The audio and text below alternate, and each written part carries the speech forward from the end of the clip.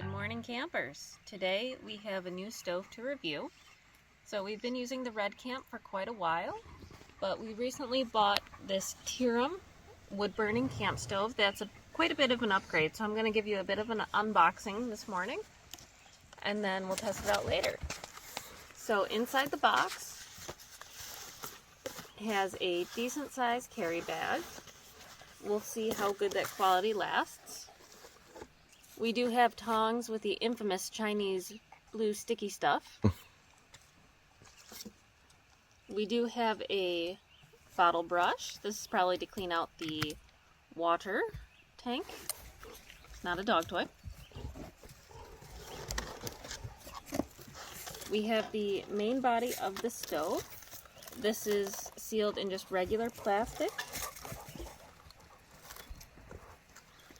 Duke, it's not a dog toy. And then we also have these sides, which will be used for our cooking surfaces. So let's take it out of the plastic, set it up, and see how it goes.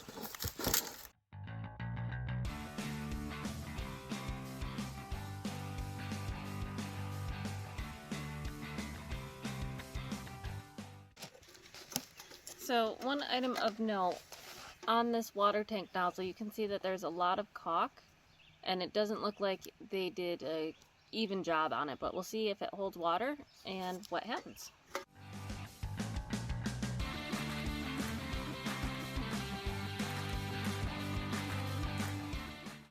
Duke likes to make a bed right next to where we're going to have a fire.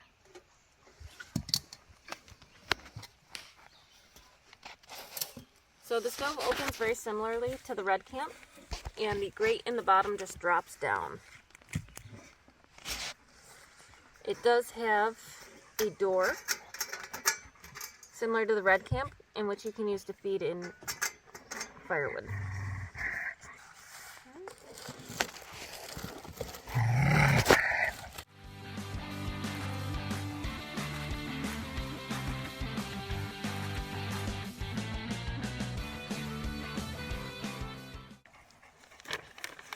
We do have a set of instructions buried in the bottom of the box. The verbiage on this is very excellent. So this is the pan support.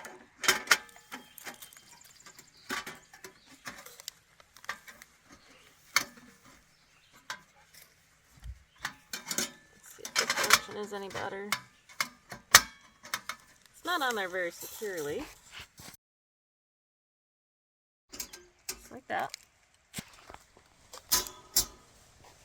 So the nice upgrade on this one is the sides of the stove actually have little notches cut out for the grill grate. They must have realized that it was a design flaw to not have that in there. It's the opposite way.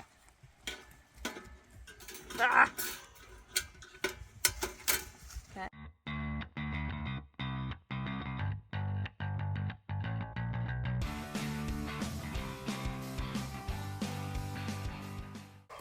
So these are the side grates, and it doesn't look like they stay in very well. So we'll have to bend in these tabs a little bit and see if they hold in better.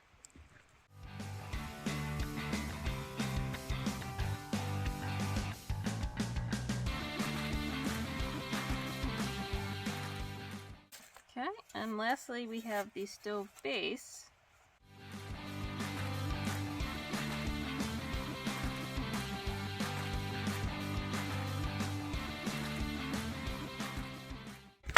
Which goes up like this. It's a little bit wider than the stove itself, but in this one there's no ashtray that goes in the slot here that the other one did. On the Red Camp, this has a tray in the bottom to collect all the ash. I'm not going to pull it out because that'll make a big mess right now, but it looks like this stove either doesn't have it or is missing it. Looking at the instructions, I'd say it's actually missing it.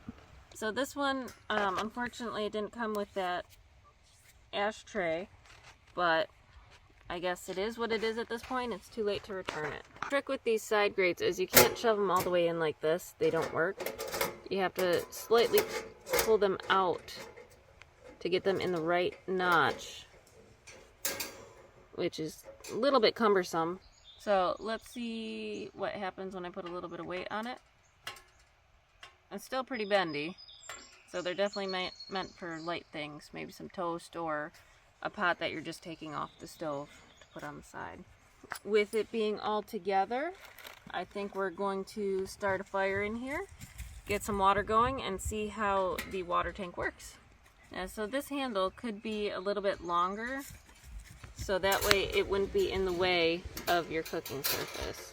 Now, let's see how it looks with the